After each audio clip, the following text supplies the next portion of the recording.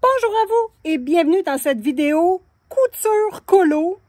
Mais oui, ça existe. Si ça n'existait pas, Simone l'inventerait. Ça, c'est mal ça. Donc, dans cette vidéo, les amis, là, je vous présente comment faire une enveloppe de livres durable, un couvre, un protecteur de livres à colorier durable avec ce que nous possédons à la maison. Voilà. Là, vous allez voir dans la vidéo, là, moi, j'aime beaucoup les deux que j'ai faites avec le ruban. La dernière que j'ai fait avec une chemise, je la trouve triste. Donc, je suis allée magasiner, j'ai racheté des rubans et je vais compléter le tout avec des rubans. Donc, à savoir, au lieu de mettre du velcro et que ça fasse très épais, je pensais mettre du ruban pour l'attacher. Je pense que ça pourrait être un élément décoratif intéressant. À voir. Donc, bon visionnement sur ce tutoriel. Ah, si vous n'êtes pas abonné à la chaîne de Simone Color, abonnez-vous. J'ai également le forfait membre exclusif si vous voulez connaître les secrets de Simone. Presque au quotidien, je fais des petites vidéos tous les jours. Abonnez-vous, il y a 3 forfaits payants par mois. Donc, évidemment, je vous suggère de vous trouver des vêtements qui sont que vous ne portez plus, des vêtements de vos enfants qui ont un lien affectif, le plus possible pour réutiliser ce que vous possédez déjà. Donc, moi, j'ai utilisé une petite robe ici. Vous pouvez également utiliser une chemise, un petit chandail de laine. Je vous montre des exemples. Voici ce que donne le couvre-livre. Donc, moi, j'ai décidé de le faire avec une partie où je peux attacher pour éviter que mon livre s'ouvre quand je voyage. Donc, vous voyez ici, c'est fort simple. Petite couture. Et au départ, ce couvre-livre-là était une petite jupe. Donc, évidemment, je vous suggère de vous trouver des vêtements qui sont que vous ne portez plus, des vêtements de vos enfants qui ont un lien affectif, le plus possible pour réutiliser ce que vous possédez déjà. Donc, moi, j'ai utilisé une petite robe ici. Vous pouvez également utiliser une chemise, un petit chandail de laine pour couvrir mon livre ici de Denise Klett. Donc, tous ces formats de livres-là, le cache-livre va faire. Donc, moi, j'ai sélectionné une petite chemise, juste ici. Donc, une petite chemise comme ça. Et je regarde un petit peu ce qui pourrait être intéressant de garder pour couvrir le livre. Donc, moi, il y a une partie ici où il y a une pince pour les femmes, hein, pour le bustier. Donc, je ne veux pas utiliser cette partie-là. Je vais utiliser plus le bas de la chemise. J'aimerais ça voir les boutons sur le dessus de la couverture de livre, mais décentrés. Donc, au lieu d'être au milieu, les boutons vont être plus sur le côté, ici. Il y a une autre chose qui m'intéresse également, c'est la manche. Donc, je ne sais pas dans quelle mesure je vais pouvoir l'utiliser, mais j'aime beaucoup voir la manche avec les boutons ici. Donc là, première étape, c'est de couper notre matériel selon la grandeur de notre livre. Bon, ici, là, moi, je veux garder la boutonnière, mais elle ne pourra pas s'ouvrir. Donc, ce que je vais faire, c'est faire une couture sur la boutonnière, donc sur les deux côtés, ici et ici, pour bloquer la boutonnière, pour ne plus qu'on puisse ouvrir comme ça. Donc, ça, pour moi, c'est la première étape. Pour la robe, la petite jupe que j'ai utilisée ici, la première étape était de détacher la ceinture, de la couper pour l'avoir comme je voulais. Donc ici, j'en ai un qui est en préparation. Donc, je découpe avec des ciseaux dentelés. Bon, si vous ne savez pas c'est quoi des ciseaux dentelés, c'est ça ici. Des petits ciseaux à dents. Donc, je coupe plus grand que la grandeur du livre. Donc, ici, c'est pour les grandeurs de livres de Clara Markova, Maria Troll et les anciens Anna Carlson. Donc, vous voyez que mon livre et le tissu est découpé. Je garde au moins un 2, le maximum que je peux garder. Donc ici, 3 pouces. Parce qu'ici, vous voyez que, oups, le tissu tourne, étant donné que c'est une petite jupe. Donc, on découpe le tissu et ensuite, on va refermer.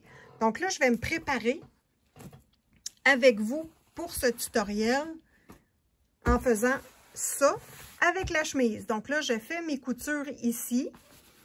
Et je détache la manche. Donc, je vais découdre la manche. Je vais bloquer la même chose ici pour faire une couture à l'extérieur, une couture à l'intérieur. Et je vais suivre ici pour pouvoir garder ce motif-là. Et on se revoit tout de suite après. Donc, je répète les étapes. 1. Trouver le livre qu'on veut couvrir et avoir le bon format de livre. 2. Trouver le vêtement qu'on veut récupérer pour notre projet. Ensuite, on coupe un rectangle qui va faire la superficie de notre livre et un 2-3 pouces de plus chaque côté. Donc là, je valide ici si tout est correct. Donc, je le place comme il faut. Ça dépasse ici, ça dépasse là. J'abrille, tout est parfait. Yeah! Ensuite, étant donné qu'on utilise des vêtements recyclés, s'assurer que ce soit vraiment un beau rectangle. Ici, j'avais un pli. Étant donné que c'est une chemise de femme, je vais couper le pli ici pour faire une ligne droite. Donc, il n'y aura plus la courbe qui était cintrée de la chemise. Ensuite, il faut faire une bordure. Donc là, je ne l'ai pas fait ici pour vous la montrer. Hop! J'ai replié le tout. Donc ici, là, on fait vraiment, on tourne une fois, on tourne 2 fois, on met son épingle et je viens faire une couture pour barrer tout le tour de notre projet. Donc ici, ça prend des ciseaux dentelés pour éviter que le matériel s'effiloche. Ensuite, je plie une fois. Bon, une fois. 2 fois. Je mets des épingles et je couds. Mon projet emballé donne ça. Il n'est pas complété. Je l'ai vraiment juste emballé pour voir mes distances, le coup d'œil. Bon, évidemment, j'aime ça quand mes livres se barrent comme ça, pour les transporter. Puis je trouve que ça fait un élément décoratif. Je trouve ça joli. Donc ici, c'est très nature. Je trouve ça moins joli. Donc ce que je vais faire, c'est que je vais rajouter un attache ici. Bon, fouillez-moi comment, je ne le sais pas. Mais je vais rajouter un attache ici avec le côté qui va attacher les boutons, qui va être fixé à l'arrière. Donc je trouve que ça va faire un petit élément décoratif. Puis en même temps, ça va être utile parce que ça va se fermer. Puis je trouve que ça va compléter l'ensemble de l'œuvre. Voilà. Ça a l'air difficile, mais en fait, c'est pas difficile du tout. Vous allez voir qu'après c'est assez facile à faire. Donc là, on fait la petite couture. Je commence la couture. Donc là, mon pli, mon aiguille, bon, moi j'ai mis 2 fils de couleur, donc je vais avoir le beau côté sur le dessus. Un peu, je commence où là? Ici, ok. Ça va être plus facile, ok. Donc là, je fais ma couture large, donc pour ceux et celles qui sont habitués avec la couture, ça va bien aller, inquiétez-vous pas. Donc je descends mon pied, hop. Ici, ça va être correct. Donc là, je mets mon réglage de machine à 5.0 pour la longueur du point. Et j'y vais.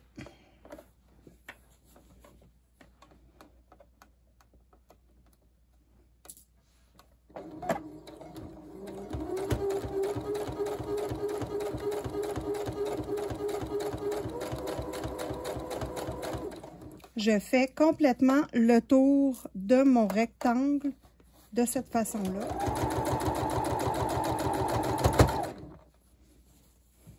Faites attention pour ne pas piler sur une aiguille avec votre aiguille à machine à coudre.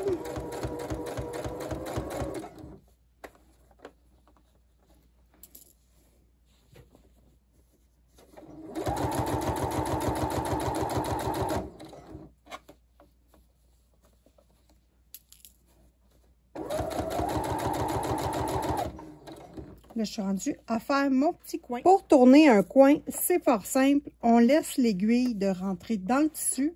On lève le pied, on tourne la machine.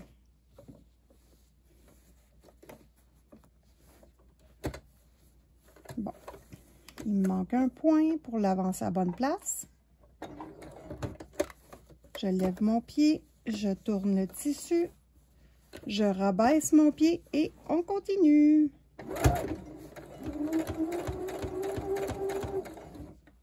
Bon, si vous n'êtes pas habitué à la machine à coudre, allez-y doucement sur la vitesse. Hein?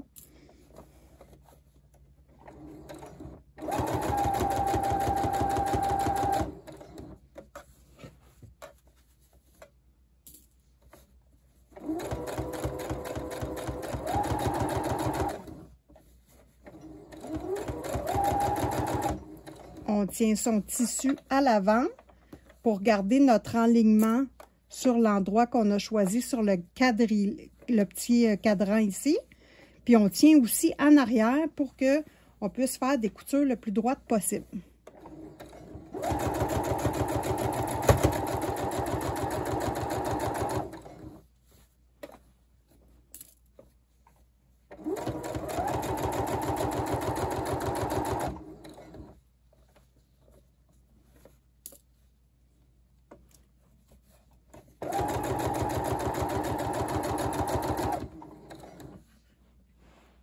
Attention, on n'est pas une chaîne de couture, même si on a une aiguille dans la bouche. C'est une chaîne de colo, mais on est en train de faire un accessoire pour protéger nos livres de coloriage. Donc là, on ne tombe pas dans la couture, mais... Bon, moi, ce que j'aime bien faire dans mes projets couture, c'est de faire une deuxième couture pour avoir toujours une couture double. Je trouve que ça fait plus professionnel, mais ça, c'est à votre goût. À vous.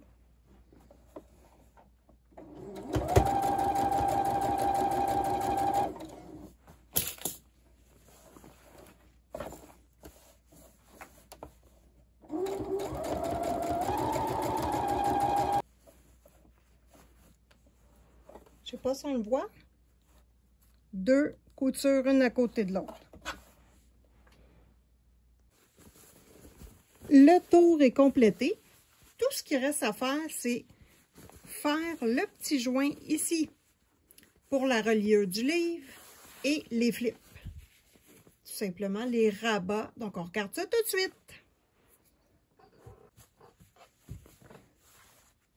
Bon, là, il faut que je mette mon...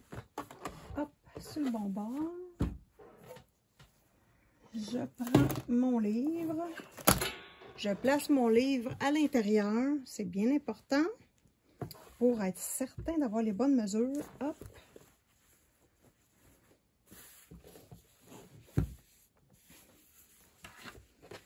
Donc là, mon livre est bien emballé. Il est à sa place dans la petite couverte.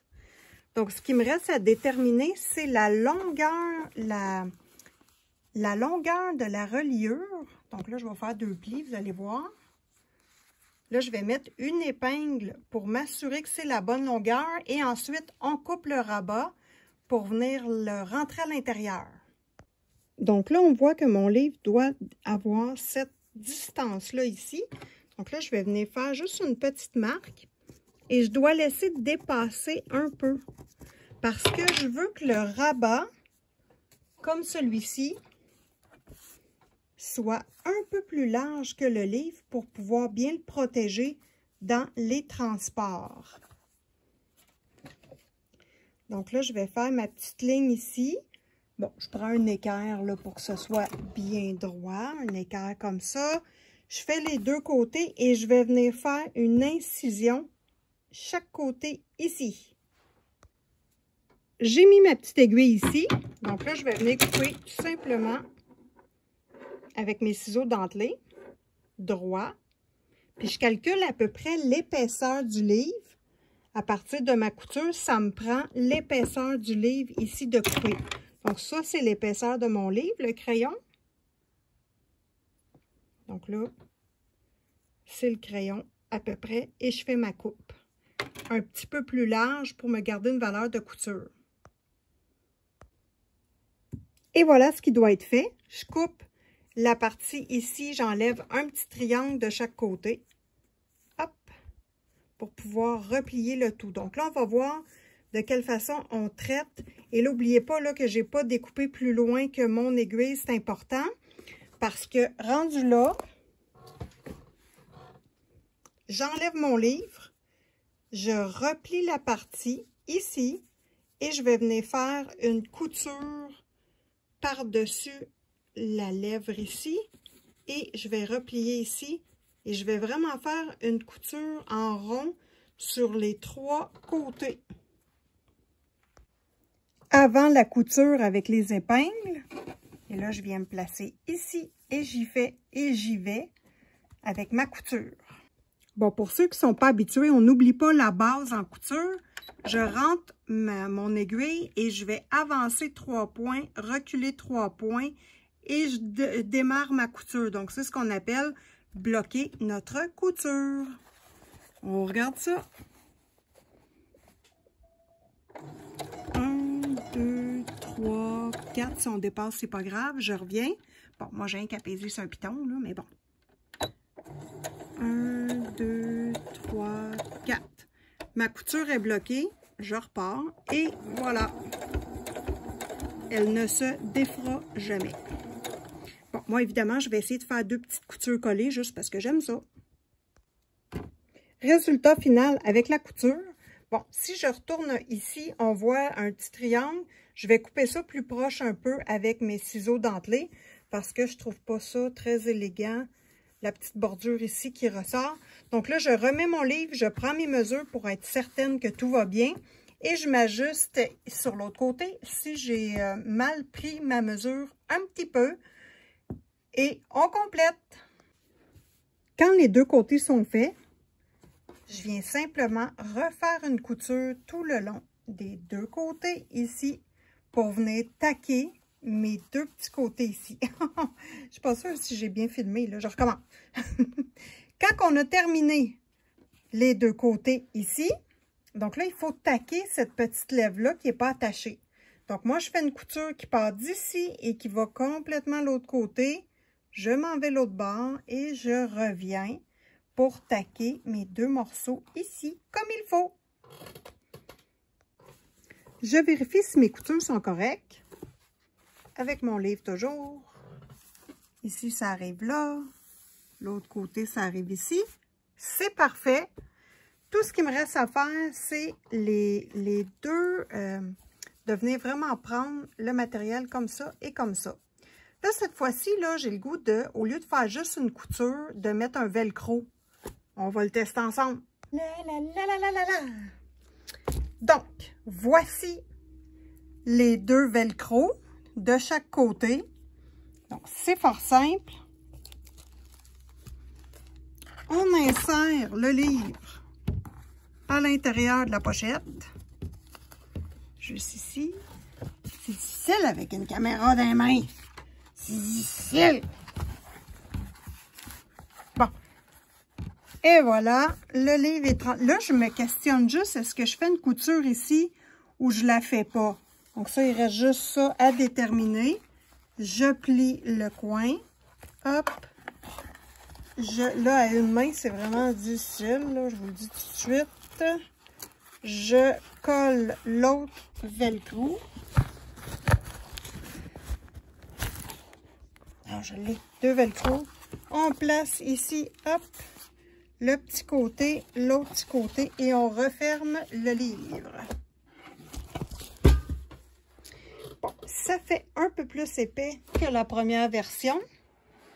Mais ici, on est avec une couverture souple, donc on peut facilement rentrer la pochette. Voilà ce que ça donne. Je suis très contente du résultat. Ben, merci de m'avoir écouté.